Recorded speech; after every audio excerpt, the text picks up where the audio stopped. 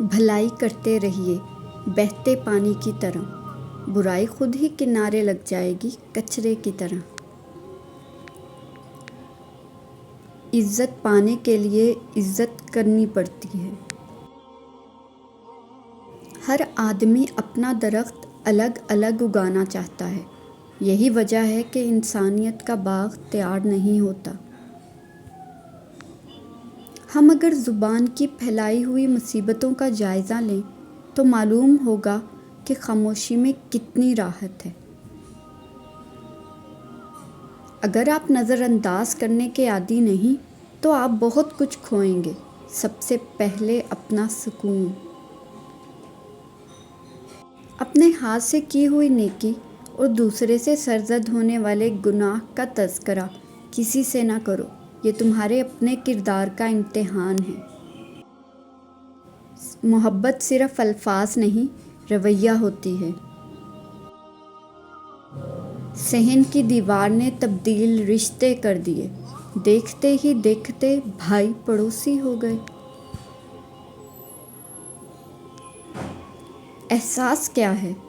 دوسروں کی تکلیف کو اپنی تکلیف سمجھنا۔ چینی کہاوت ہے، اگر تم سچ میں کسی کی مدد کرنا چاہتے ہو تو اس کو مچھلی دینے کی بجائے مچھلی پکڑنا سکھا دو۔ اکثر راستہ سمجھنے تک سفر ہی ختم ہو جاتا ہے۔ مکافات عمل: کسی کو اذیت دینے کے بعد بہتر ہوگا کہ تم بھی اپنی باری کا انتظار کرو۔ تم پرندوں کا دکھ نہیں سمجھے، پیڑ پر گھونسلہ نہیں گھر تھا۔ دنیا میں سب سے زیادہ مطمئن وہ لوگ ہیں جو اپنے معاملات اللہ کے سپرد کر دیتے ہیں۔ سوچنا چھوڑ دیں، محنت کرنا شروع کر دیں۔ امام علی فرماتے ہیں، استغفار گناہوں کو پاک کر دیتا ہے۔ ظلم اور والدین سے بدسلوکی دو ایسے گناہ ہیں جن کی سزا اللہ دنیا میں ہی دے دیتا ہے۔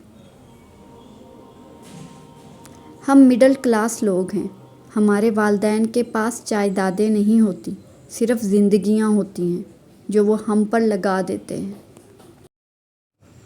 وقت کسی کا ادھار نہیں رکھتا، جو دو گے وہ سود سمیت واپس ملے گا۔ اپنے دن کی ابتدا 3 چیزوں سے کیجیے: کوشش، سچ، یقین۔ کوشش بہتر اور نیک زندگی کے لیے، سچائی اپنے کام کے ساتھ اور یقین اللہ کی ذات پر۔